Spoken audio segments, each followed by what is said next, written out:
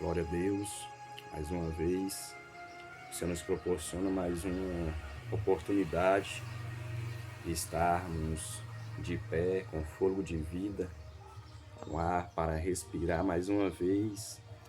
As misericórdias do Senhor têm nos alcançado para estarmos aqui na presença do Senhor. É motivo de agradecer e tributar a Deus, que merece toda a honra e toda a glória. Nós sabemos que já estamos próximos da vinda de Cristo e às vezes nós deixamos de buscar o Senhor por tantas coisas que o mundo tem nos oferecido. Deixamos de buscar aquilo que realmente importa, que é a presença do Senhor para nossas vidas, para nos manter firme e fielmente ao Senhor. É necessário nós ter uma vida de constante oração, de constante santificação, sacrifício da nossa carne, para que a vontade do Espírito Santo venha aperfeiçoar em nossas vidas. Assim chegamos à estrutura de varão perfeito e varoa perfeita. Mas para isso nós temos que nos sacrificar, temos que buscar a presença do Senhor cada dia vez mais, estar mais próximo do Senhor, junto aos trabalhos que é realizado em nossas congregações, na igreja, nos cultos, ou seja, estar cada dia vez mais unanimemente na presença do Senhor, porque quando estamos unanimemente na presença do Senhor, assim como Êxodo 19 a seguir, Deus desceu no Monte Sinai. A Bíblia vai nos dizer que Deus desceu e mandou o povo de Israel santificar, lavarem as suas vestes, porque ao terceiro dia ele ia descer no Monte Sinai, e conforme ele deixou bem claro que ia descer, e conforme ele havia mencionado ao povo de Israel para santificar, para lavarem as suas vestes, que ao terceiro dia ele ia descer no Monte Sinai, a Bíblia diz que isso aconteceu, ele desceu, e aconteceu que o Monte Sinai fumegava como um fogo ali ardente, ou seja, representando que o nosso Deus ele é um fogo consumidor, um fogo abrasador, que consome toda a obra do diabo, toda a obra de Satanás, que consome aquele que comete pecado, que não tem a santificação, que não tem a purificação, que não lavaram as suas vestes no sangue de Jesus, ou seja, somente aqueles que estão santificados, aquele que busca a presença de Deus, aquele que deixa de fazer o meu eu e faz a vontade de Deus, aquele que deixa de praticar os desejos da carne, as concupiscências é os desejos da carne, que é prostituição, adultério, lascívia, prostituição, avareza. Esses são os desejos da carne, cobiça, adultério, e fora outros, são desejos carnais, que faz que nós, como Isaías diz, o que faz separação de nós e o nosso Deus, é as nossas transgressões, quando eu falo nossa, nós, ser humano, que impede nós de ver a glória de Deus se manifestada sobre as nossas vidas, que impede nós nos aproximar, ter comunhão de Deus, é o pecado. Isso é o que impede o ser humano de aproximar de Deus. Nós sabemos que cada dia vez mais o amor tem se esfriado e muitas pessoas têm deixado de buscar a Deus por simples coisa que o mundo tem a oferecer. Por isso que Mateus 24, capítulo de número 24, o verso 12, se cumpre nos dias atualmente que nós estamos vivendo. Por se multiplicar a iniquidade, o amor de muito se esfriarão. Quando fala iniquidade é o pecado. Quando o pecado está se multiplicando, agora o amor se diminui, o amor vai acabando. E quem comete pecado, a Bíblia diz em João capítulo 8, o verso de número 34, todo aquele que comete pecado é servo do pecado. Se foi liberto do pecado e continua pecando, então não foi liberto coisa nenhuma, porque quem é liberto do pecado não pode continuar na mesma prática, continuar fazendo aquilo que faz, ou seja, se foi liberto do adultério, já não adultera mais. Se for liberto da iniquidade, já não pode cometer a iniquidade mais. Se for liberto da avareza, já não comete avareza mais.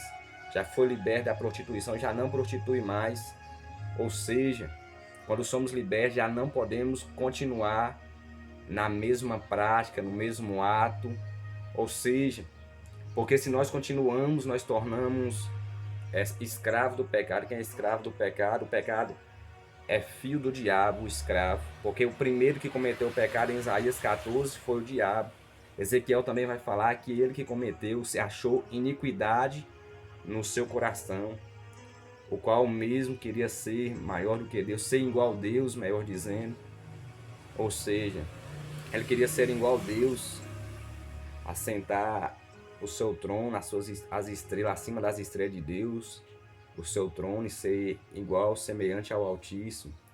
Porém, igual a Deus ninguém pode ser, porque o nosso Deus é um Deus poderoso. A Bíblia diz em Isaías 43, o verso 11, eu sou o Senhor. Repara, se você ler na sua Bíblia, você vai ver Isaías 43, 11. Aí há uma vírgula. Aí depois, na frente da vírgula, eu sou o Senhor. E fora de mim não há Salvador. Ou seja, o nosso Deus, ele é o único.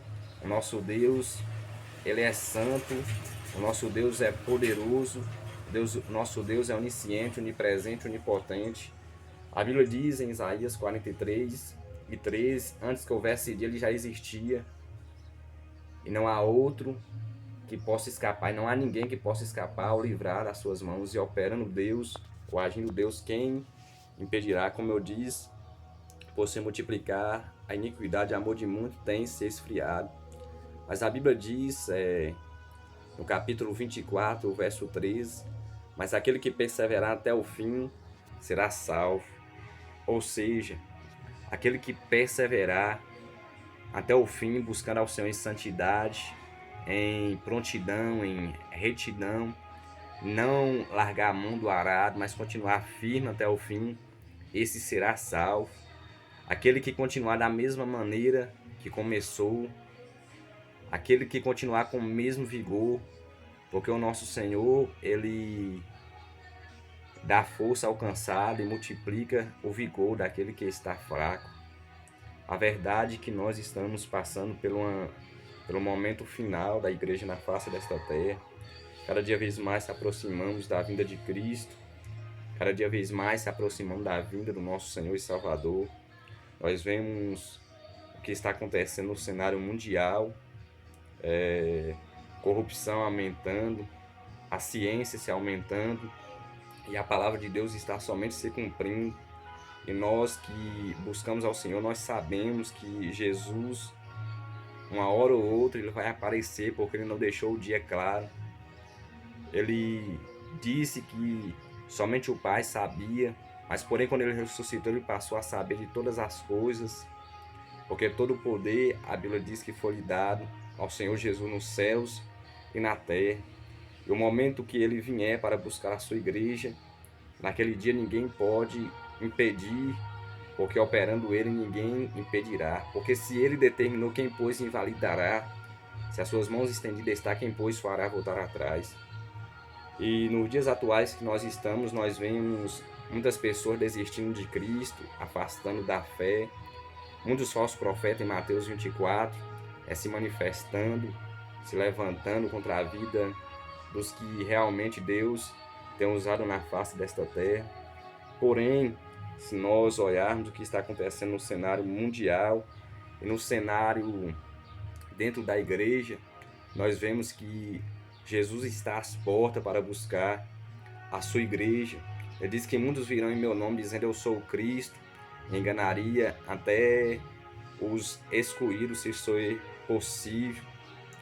Por isso que é momento de nós cada dia vez mais nos santificar, para que nós venhamos cada dia vez mais andar em espírito, porque se nós andar em espírito, não há Satanás que possa nos tirar do propósito de Deus, não há diabo que possa impedir o agir de Deus sobre as nossas vidas, porque a Bíblia diz em João 16, o verso de número 13, Jesus, quando ele estava perto da sua partida, da sua subida, ele diz que ele enviará o Consolador, o Espírito da verdade, a qual nos guiará em toda a verdade e nos anunciará as coisas que adivinham, ou seja, quando nós andamos em Espírito, fazemos a vontade do Senhor, conforme Ele quer que nós façamos, de acordo e conforme, de acordo à Tua palavra, nós ser guiados pelo Espírito, aquilo que é para nós falar, o Espírito nos guiará, e aquilo que adivinha da parte de Deus, o Espírito nos anunciará, ou seja,